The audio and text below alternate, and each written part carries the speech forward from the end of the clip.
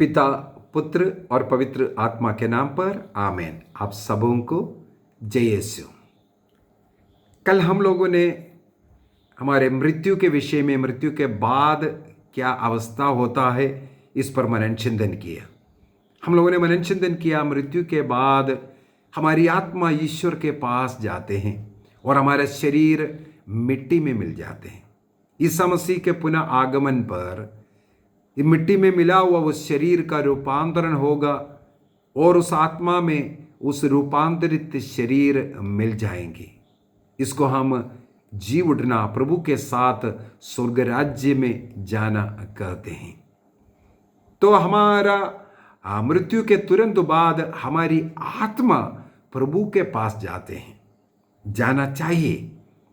यदि हम उस पवित्रता का जीवन नहीं जी रहा है, यदि हमें पश्चाताप करने का, पाप स्वीकार करने का, पाप जिंदगी को छोड़ने का मौका मिला लेकिन हमने नहीं किया, पाप के ही जिंदगी जिया है, तो हमारा मृत्यु के तुरंत बाद हमें नरक मिलता है, हमारी आत्मा नरक में जाते हैं। यदि हम उस लायक जीवन जिया, पवित्र जीवन जी रहा है, पवित्रता में, मसीह में हमारा मृत्यु हुआ है, हमारे मृत्यु के बाद तुरंत हमारी आत्मा ईश्वर के पास लौट जाएंगे। इस पर हम लोगों ने मनन चिंतन किया। यदि हमारा मृत्यु के समय ना नरक जाने के लायक था, योग्य था, ना स्वर्ग में प्रवेश करने का, अर्थात कुछ ऐसे अपवित्रताएं हमारे जीवन में है, जाने अनजाने में किए हुए पाप से हमें शुद्धि नहीं मिला, तो एक शुद्ध करने का अवस्था स्वर्ग राज्य प्रवेश में के पहले, स्वर्ग राज्य में प्रवेश करने के पहले उस शुद्धिकरण की जो अवस्था है उसको हम लोग पर्गेटरी अर्थात शोधकाग्नि कहते हैं। पवित्र बाइबल में सीधा पर्गेटरी शब्द नहीं है। शोधकाग्नि शब्द पवित्र बाइबल में हमें नहीं मिलेगा, इसलिए अनेकों लोग इसके विरुद्ध कहते हैं। जो पाप की जिंदगी में है सबके सब नरक जाएगा, कई लोग इस प्रकार सिखाते हैं। लेकिन कैथोलिक कलीसिया सिखाते हैं, बाइबल में भी कुछ उदाहरण हैं, उसके अनुसार, उसके आधार पर कैथोलिक कलीसिया कहते हैं जो नरक के लायक पाप में नहीं है लेकिन कुछ जाने अनजाने में किया हुआ पाप है, या मृत्यु के समय पर वो पवित्रता में नहीं था, कोई आकस्मिक मृत्यु भी हुआ हो, ऐसे लोग नरक नहीं जाएगा। लेकिन ईश्वर उन पर दया करता है और ईश्वर उन्हें शुद्ध कर स्वर्ग राज्य के योग्य बनाकर उन्हें स्वर्ग राज्य में प्रवेश करने देगा। ये कैथोलिक कलीसिया सिखाते हैं। कैथोलिक कलीसिया का धर्म शिक्षा ग्रंथ 1030 और 1031 में पर्गेटरी के विषय में हमें बहुत सुंदर तरीके से सिखाते हैं। कैटेकिज्म ऑफ कैथोलिक चर्च 1030 एंड 31 के अंदर पर्गेटरी के विषय में, उसी प्रकार यूथ कैटेकिज्म संख्या 159 में इस पर्गेटरी के विषय में लिखा हुआ मिलेगा। लेकिन कुछ सूचनाएं हम लोगों को बाइबल से मिलता है। कुरिन्थियों का पहला पत्र, फर्स्ट कुरिन्थियंस चैप्टर 2 में वर्स 11 से यदि हम लोग पढ़ेंगे, वहां पर थोड़ा सा इसका सूचना जरूर हमें मिलता है। कुरिन्थियों का पहला पत्र अध्याय 2 वाक्य 11 से, मनुष्य के निजी आत्मा के अतिरिक्त कौन किसी का अंतरतम जानता है, इसी तरह ईश्वर के आत्मा के अतिरिक्त कोई ईश्वर का अंतरतम नहीं जानता। हमें संसार का नहीं बल्कि ईश्वर की आत्मा मिला है, जिससे हम ईश्वर के वरदान पहचान सकेंगे। हम इन वरदानों की व्याख्या करते समय मानवीय प्रज्ञा के शब्दों को नहीं, बल्कि आत्मा द्वारा प्रदत्त शब्दों का प्रयोग करते हैं। इस प्रकार हम आध्यात्मिक शब्दावली में आध्यात्मिक तत्वों की विवेचना करते हैं। प्राकृतिक मनुष्य ईश्वर के आत्मा की शिक्षा स्वीकार नहीं करता, वह उसे मूर्खता मानता और उसे समझने में असमर्थ है, क्योंकि आत्मा की सहायता से ही उस शिक्षा की परख हो सकती है। आध्यात्मिक मनुष्य सब बातों की परख करता, किंतु कोई भी उस मनुष्य की परख नहीं कर पाता, क्योंकि लिखा है, प्रभु का मन कौन जानता है, कौन उसे शिक्षा दे सकता है। हम में तो मसीह का मनोभाव विद्यमान है। लूकस के सुसमाचार उसके अध्याय 12 में भी जाएंगे। लूकस के सुसमाचार उसके अध्याय 12, लूक चैप्टर 12 वर्स 47 एवं 48 को भी पढ़ते हैं। लूक चैप्टर 12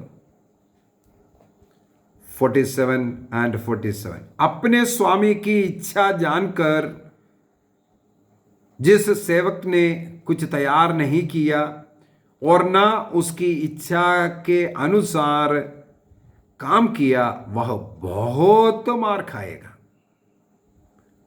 जिसने अनजाने ही मार खाने का काम किया, वह थोड़ी मार खाएगा। जिसने बहुत दिया गया है, उससे बहुत मांगा जाएगा, और उससे बहुत सौंपा गया है, उससे अधिक मांगा जाएगा। जिसे कम दिया है कम मांगेगा, ज़्यादा दिया है ज़्यादा मांगेगा। और जिसने ज़्यादा गलती किया ज़्यादा मार खाएगा, जिसने कम अनजाने में जो गलती किया उसे कम मार खाएगा। तो मार तो खाना है, अर्थात प्यूरिफिकेशन होना, मार खाना ज़रूरी है। तो और कुरिन्थियों के पत्र में आग के द्वारा जिस प्रकार परख करती हैं, उसी प्रकार हर मनुष्य का भेद परख करने के विषय में भी लिखा हुआ मिलेगा। इस प्रकार कई जगह पर कई प्रकार से थोड़ा बता कर दिया है कि पुर्गेटरी के बारे में।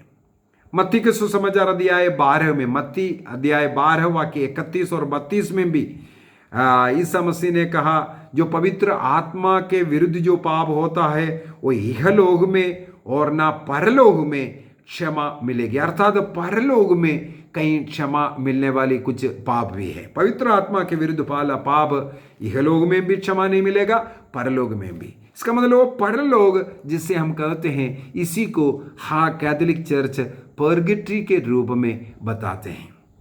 और इस परलोक में क्षमा मिलता है, इसलिए बाइबल के अंदर अनेकों लोग प्रार्थना करता हुआ, मृतकों के लिए प्रार्थना करता हुआ भी हमें मिलता है।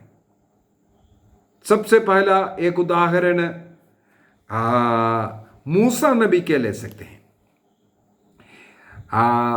उत्पत्ति ग्रंथ उसके अध्याय 39वां अध्याय में वाक्य 3 और 4 को हम लोग देख सकते हैं। वहां पर याकूब अपने पहलौठा पुत्र रूबन, हमें मालूम है रूबन ने कितना बड़ा अपराध किया अपने पिता के विरुद्ध, इसलिए उनके मृत्यु के पहले रूबन के ऊपर एक शाप देते हैं। हम लोग उत्पत्ति ग्रंथ अध्याय 39 वाक्य 3 और 4 में ये पढ़ सकते हैं। लेकिन हम लोग डिट्रोनमी चैप्टर 33 में, विधि विवरण ग्रंथ अध्याय 33 वाक्य 6 के अंदर मूसा नबी इस रूबन के लिए प्रार्थना करता हुआ प्राप्त करते हैं। जो मर गया था रूबन, अपने पिता का शाप में मिला, क्योंकि वो बहुत बड़ा पाप कलंकित करने वाला पाप किया। इस कारण अपने पिता का शाप उस पुत्र पर आया। लेकिन मूसा नबी बहुत ही सुंदर तरीके से उसके जीवन के लिए वो प्रार्थना करते हैं। डिट्रोनॉमी विधिविवरण ग्रंथ उसके अध्याय 33 वाक्य 6 को मैं पढ़ रहा हूं। वहां पर मूसा रूबन को आशीर्वाद देते हुए प्रार्थना करते हैं, रूबन जीवित रहे, मरे नहीं, उसकी जनसंख्या कभी घटे नहीं। जो याकूब ने उन्हें जो शाप दे करके जो रखा था, उस शाप के बंधन से और रूबन के लिए जो मृत मर गया मिट्टी में मिला हुआ उस रूबन के लिए मूसा नबी इस प्रकार प्रार्थना करता हुआ। और दूसरा मकबियों का ग्रंथ उसके अध्याय 12 वाक्य 39 से, सेकेंड मैकबियंस चैप्टर 12 वर्स 39 ऑनवर्स हम लोग देखते हैं, पढ़ सकते हैं। जो लड़ाई में जो सिपाही लोग मर गए थे, उनके शरीर को दफनाने के पहले जब वो शरीर उठा रहा था, तब देखा उनके शरीर में ताबीजों को बांधा है। अंधविश्वास, अविश्वास, मूर्ति पूजा, अन्य देवी देवताओं के ताबीज बांधा हुआ मिला। तो सिमोन मक्कबी ने कहा, इनका मृत्यु का कारण यही ताबीज है। इन लोगों ने जीवित ईश्वर को छोड़कर अन्य देवी देवताओं के शरण लिया, इसलिए युद्ध में मारे गए। और उन लोग मर गए, उनके प्रायश्चित के लिए यूदा मक्कबीस ने क्या किया, लोगों से पैसा इकट्ठा किया। वो पैसा यरूशलेम भेज करके प्रायश्चित के लिए अर्पित करवाया। अर्थात मृत लोगों के पाप क्षमा के लिए प्रायश्चित बलि अर्पित करने वाले यूदास मक्कबी के विषय में हम लोग पढ़ते हैं। यदि प्रेरित चरित्र अध्याय 9 वाक्य 40 को पढ़ेंगे, वहां पर पेत्रुस को एक घर में बुलाया। वहां पर दोरकास अर्थात तबीता नाम के एक महिला की मृत्यु हुई। वो मसीह की सेवा करने वाली थी, कलीसिया की सेवा करने वाली थी। उनके मृत्यु पर पेत्रुस को बुलाया गया। पेत्रुस उस मृत तबीता के लिए, दोरकास के लिए प्रार्थना करती है और वो जीवित जी उठे। तो मृत उस व्यक्ति के लिए यहां पर हम लोग देखते हैं पेत्रुस ने प्रार्थना किया। ईसा मसीह स्वयं लासर के कब्र के बाहर आकर के प्रार्थना किया लासर के लिए, तब लासर बाहर निकला। ईसा मसीह ने स्वयं मृत लोगों के लिए प्रार्थना करने का तरीका सिखाया। हमें उस व्यक्ति के उनके पाप क्षमा के लिए इस प्रकार प्रार्थना करने की जरूरत है। इस प्रकार का अनेकों उदाहरण है। राजाओं का पहला ग्रंथ अध्याय 17 वाक्य 17 से 23 तक नबी एलिया मृत व्यक्ति के लिए प्रार्थना करता हुआ। दूसरा राजा अध्याय 4 वाक्य 32 से 35 तक, वहां पर एलीशा नबी एक बेटे का जो मृत्यु हुआ उसके लिए प्रार्थना कर रहा है। यह सब जीवित हुआ। और दानियल का ग्रंथ अध्याय 3 वाक्य 23 में हम लोग पढ़ते हैं, इब्राहिम, इसहाक और याकूब को याद करते हुए प्रार्थना करते हैं। उनका नाम लेते हुए ईश्वर ने स्वयं, ईसा मसीह ने स्वयं कहा, वह मृतकों का ईश्वर नहीं, जीवितों का ईश्वर है। अर्थात जो ईसा मसीह में जितने भी लोग मर गए हैं, वे मरे नहीं, वो जीवित हैं। योहन के सुसमाचार अध्याय 11 वाक्य 25 में प्रभु ने कहा, पुनरुत्थान और जीवन में हो। अर्थात मसीह में जो जीता है वो मरेंगे नहीं, जो मर गया है वो पुनर्जीवित करेगा। मसीह में जो मरे हैं वो जीवित लोग हैं। इसका मतलब कलीसिया में जुड़ करके जिनका मृत्यु हुआ है वो मरे नहीं है, वो जीवित है। इसलिए उनके लिए हम लोग प्रार्थना करते हैं। कलीसिया आग्रह करते हैं कि हम मृतकों के लिए प्रार्थना करें। यिर्मयाह का ग्रंथ अध्याय 15 वाक्य 1 में ईश्वर ने स्वयं कहते हैं, यिर्मयाह से कहा, यदि मूसा और सामुएल मेरे सामने आकर के इन लोगों के लिए विनती करें तो मैं उनकी प्रार्थना भी नहीं सुनेगा, इनका नाश करेंगे, क्योंकि ये नाश के लिए मृत्यु के योग्य लोग हैं। ईश्वर के खिलाफ जाने वाला, नियम का उल्लंघन करने वाला, चाहे मूसा और सामुएल मेरे सामने खड़े होकर के इनके लिए प्रार्थना करे, मैं नहीं सुनूंगा। अर्थात अगर ऐसा पाप नहीं किया है, मृत्यु के योग्य पाप नहीं है, मूसा और सामुएल उनसे विनती करेगा, वो मृत लोग हैं, अर्थात संत लोग हमारे लिए प्रार्थना कर सकता है। बाइबल ये सिखाते हैं।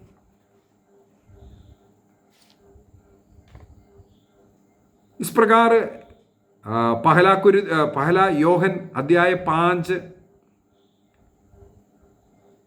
वाक्य 16 में वहां पर योहन लिखते हैं, दो प्रकार का पाप होता है, एक आत्ममारू पाप है, एक साधारण पाप है।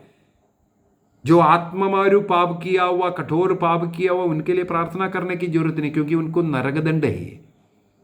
लेकिन जो नॉर्मल पाप किया हुआ है, स्वर्ग राज्य के लायक है लेकिन पाप की जिंदगी में है, उनके लिए तुम प्रार्थना करना है। अर्थात ऐसे साधारण पाप करते हुए जो शोधकाग्नि की अवस्था में है, उनके लिए हमें प्रार्थना करना है। जिस प्रकार अग्नि से गुजर करके जो बचता है, उसी प्रकार इनकी आत्मा को हम बचा सकता है हमारी प्रार्थना के द्वारा। जो पारिवारिक प्रार्थना एवं धर्म शिक्षा जो किताब है, उसके अंदर मृतकों का धर्म विधि के विषय में मैंने लिखा हुआ है, क्योंकि कई जगह पर मैं देखा है मृतकों को योग्य आदर के साथ दफन विधि नहीं करते। मुझे ऐसा एक एक्सपीरियंस एक बार हुआ है। मैं और एक पुरोहित, हम लोग एक मृतक के घर में गया, क्योंकि हम लोग रिट्रीट, जिस जगह पर रिट्रीट कर रहा था, वहाँ पर उस रिट्रीट के लिए बहुत काम करने वाला व्यक्ति हार्ट अटैक में उनका डेथ पहला ही दिन डेथ हुआ। इसलिए पहला दिन का कार्यक्रम खत्म होते हैं हम लोग उनके घर में गए। वहाँ पर हम लोगों ने देखा उनके घर में कोई पुरोहित नहीं है। उस चर्च का पल्ली पुरोहित तो वहाँ नहीं है, बल्कि कोई कैटेकिस्ट बैठ करके जो प्रार्थना, दफन विधि की प्रार्थना कर रहा है। और मैं और एक पुरोहित कैसक पहन करके वहां पर प्रार्थना करने के लिए पहुंचा, लेकिन एक कैटेकिस्ट अपनी प्रार्थना खत्म नहीं किया। इस पुरोहित से आग्रह नहीं किया, फादर जी आप थोड़ा प्रार्थना कीजिए। वो कैटेकिस्ट वो किताब का प्रार्थना पूरा पढ़ा, इसके बाद बोला बॉडी उठाओ और ले जाओ, और सीधा दफन विधि के लिए लेकर के गया। एक पुरोहित भी उधर था, लेकिन एक प्रार्थना करने के लिए नहीं दिया। पता किया तो अनेकों ऐसा जगह है जहां कैटेकिस्ट लोगों का दफन विधि करते हैं। कैथोलिक कलीसिया का धर्म शिक्षा ग्रंथ कैटेकिज्म ऑफ कैथोलिक चर्च 1680 से लेकर के 90 तक, 1680 टू 1690 तक, 1680 से लेकर के 90 तक मृतकों का दफन विधि के विषय में बहुत ही सुंदर तरीके से लिखा है। तोबित का ग्रंथ अध्याय 1 के अंदर हम लोग तोबित के विषय में लिखा है। तोबित सब मृतकों को सही तरीके से आदर सम्मान के साथ दफन विधि करने वाला था, इसलिए तोबित पर ईश्वर खुश हुआ। जितने भी मृत लोग हैं, मृतक हैं, उनका दफन विधि आदर सम्मान के साथ कलीसिया के पुरोहितों को बुला करके करनी चाहिए। जहां पुरोहित अवेलेबल नहीं है, वहां पर यदि कोई डीकन भी मिलता है, उन्हें बुलाना चाहिए। अपने धर्म प्रांत का पुरोहित नहीं मिल रहा है, किसी और धर्म प्रांत से भी आप पुरोहित को बुला सकता है।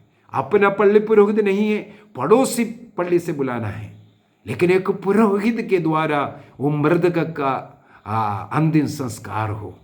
हमें ये कोशिश करना है।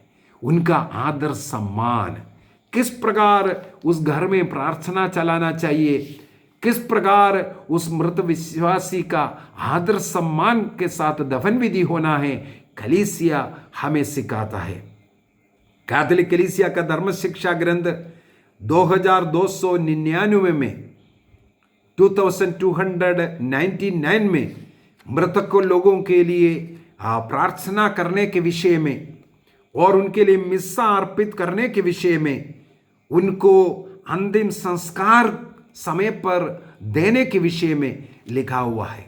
जब किसी का मृत्यु के घड़ी हुआ है, पुरोहितों को बुलाना है, घर में प्रार्थना करवाना है, उनको रोगियों का विलेपन करवाना है और जो व्यातिकुम कहते हैं अंतिम संस्कार जो देना है, वो संस्कार है, उसको दिव्य संबल भी कहते हैं, तोषा भी कहते हैं, अर्थात उनको एक अनंत जीवन जाना है, उस यात्रा का भोजन है कहते हैं।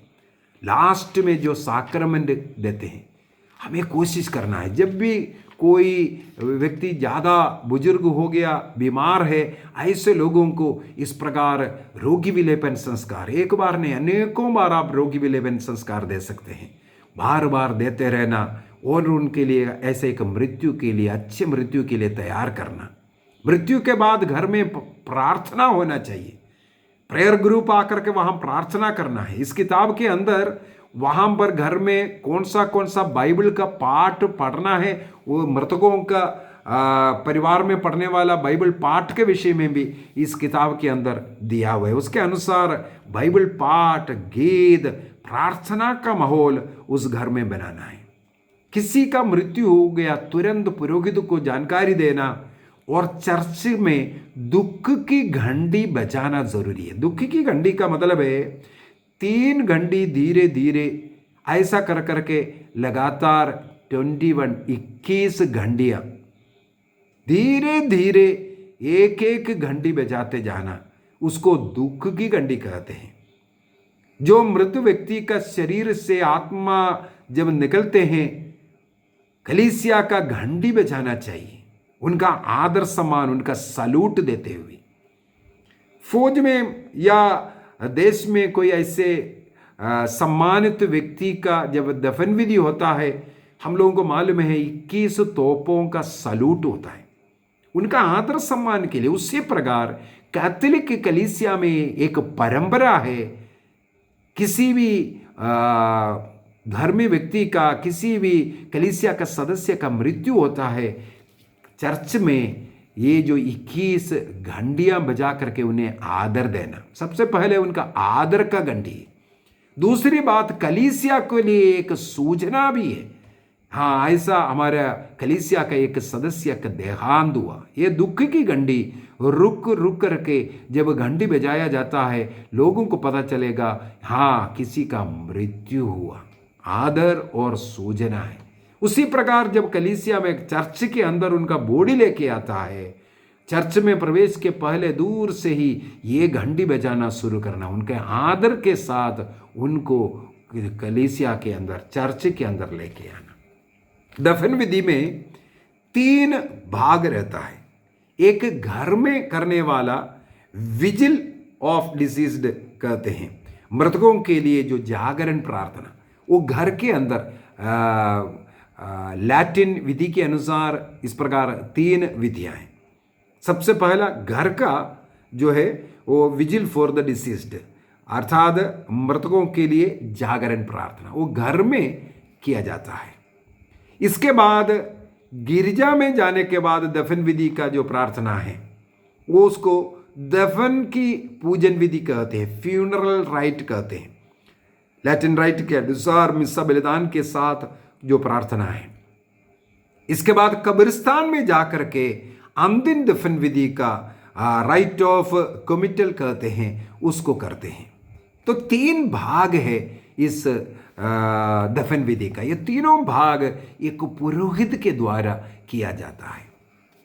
कहीं भी कभी कोई आकस्मिक ऐसा दुर्घटना हुआ, उनका दफन विधि करना बहुत ही जरूरी है। उस जगह पर जब पुरोहित कहीं नहीं मिल रहा है, कोई डीकन भी नहीं मिल रहा है, तब कहीं कहीं जगह पर एक कैटेकिस्ट को अनुमति है घर की जो प्रार्थना कर करके दफन विधि कर, केवल एक प्रार्थना वो कर सकता है।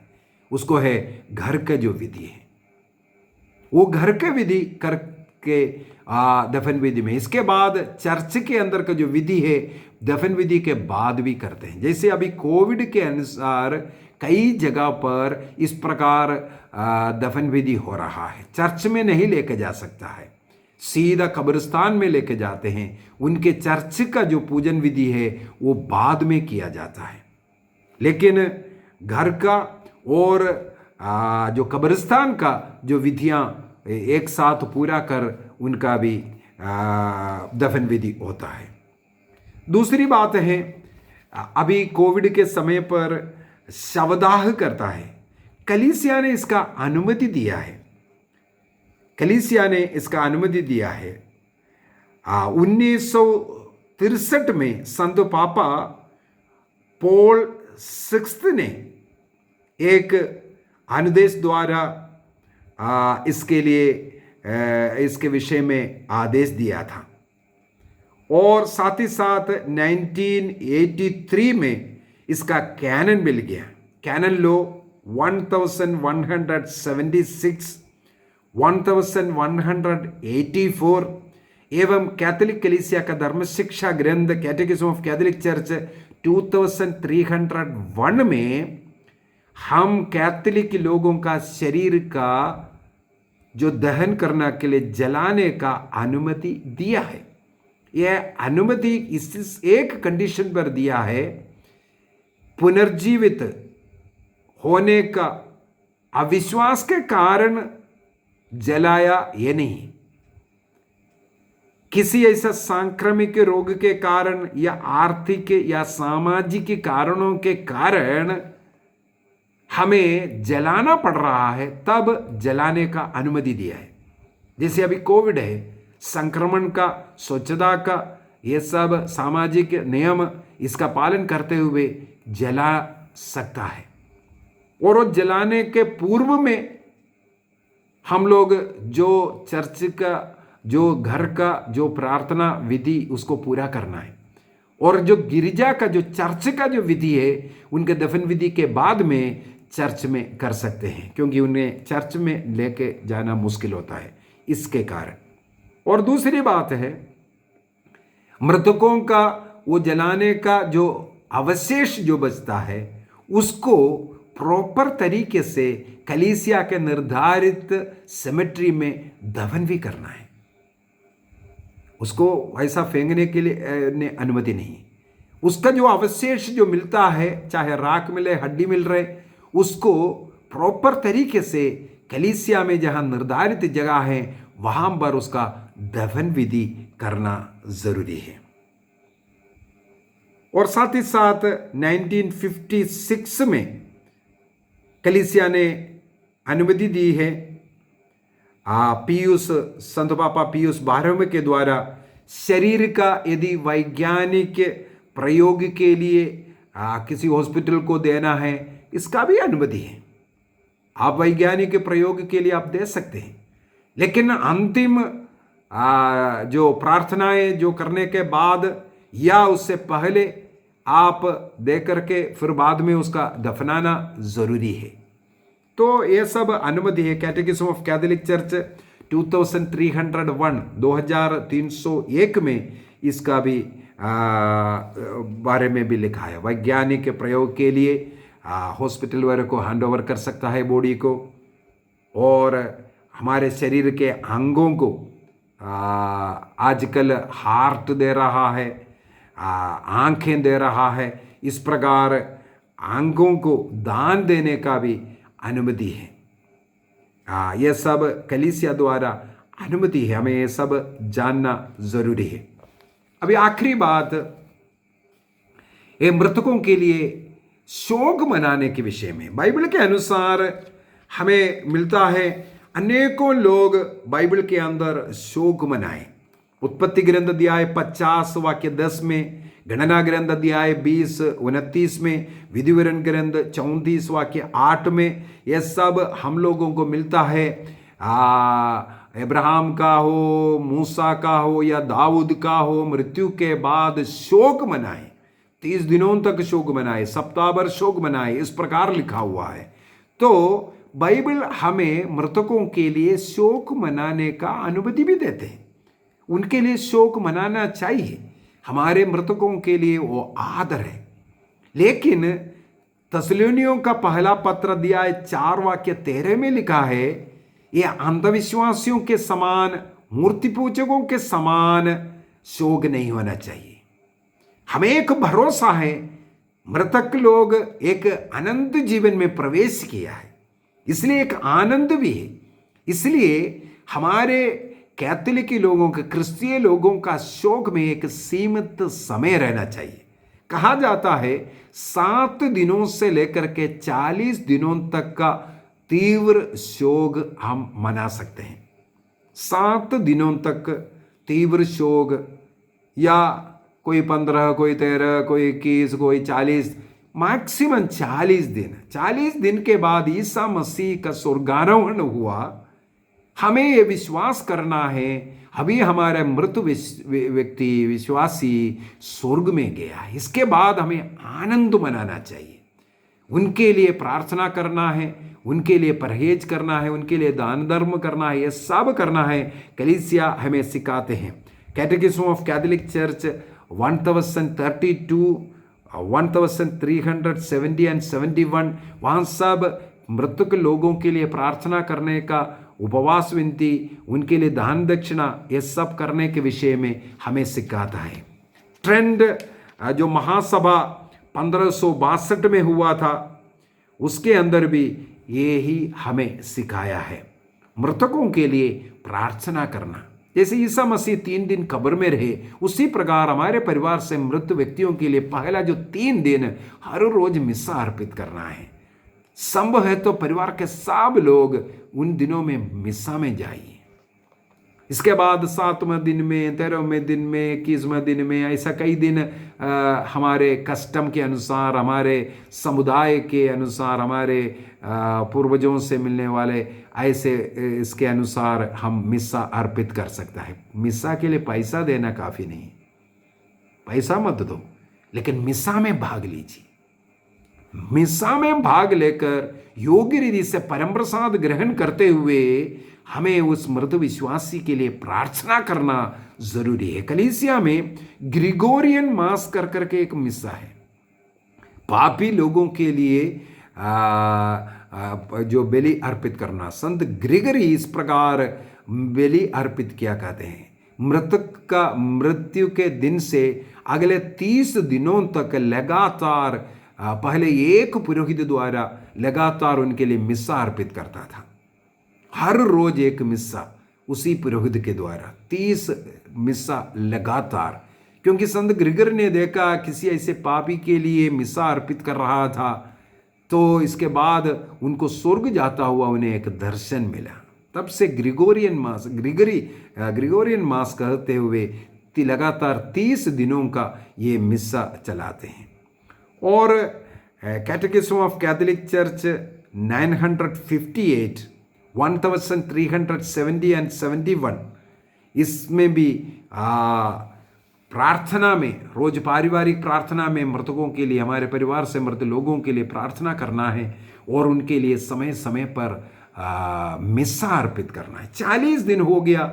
एक ऐसा जनरली एक कस्टम रहता है, लोगों को बुला करके मिस्सा वगैरह में लेके जाते हैं और घर में दोपहरपन वगैरह करते हैं और उनके यादगारी में जितने भी दुख की चीज़ें रखे थे, उनका फ़ोटो, मोमबत्तियाँ सब जलाते थे वो 40 दिन तक।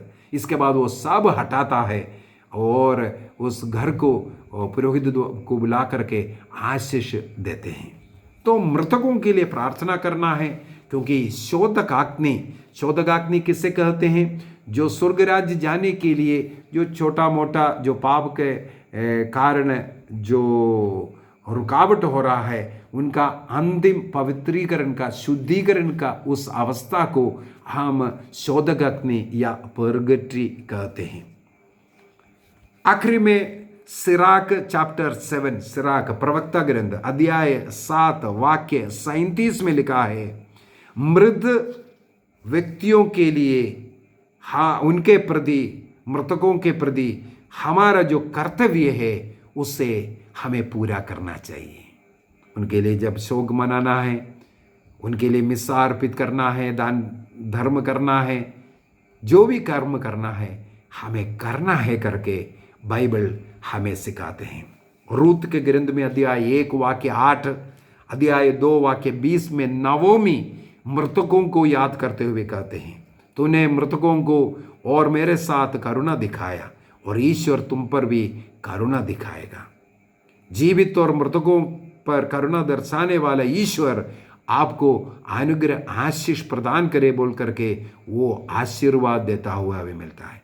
इसका मतलब है हमारी प्रार्थना मृतकों के लिए होना है, परगिट्री के आत्मा के लिए, हमारे परिवार से मृत लोगों के लिए कम से कम उनके मृत्यु के दिन साल में 1 बार 2 बार उनके लिए प्रार्थना करना, उनके लिए मिस्सा अर्पित करना। जब वो स्वर्ग जाएगा वो हमारे लिए मध्यस्थ बनेंगे।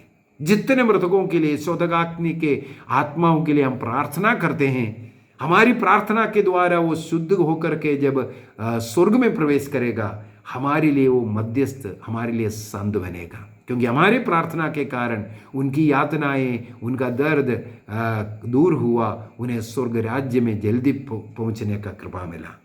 इसलिए आइए उस विश्वास के साथ हम अपने मृतकों को याद करें। मृतक लोग भी हमारा कलीसिया का सदस्य है, मसीह का शरीर का अंग है। इस विश्वास के साथ उनके लिए भी हम प्रार्थना करेंगे। पिता, पुत्र और पवित्र आत्मा के नाम पर आमीन। आप सबों को जय यीशु।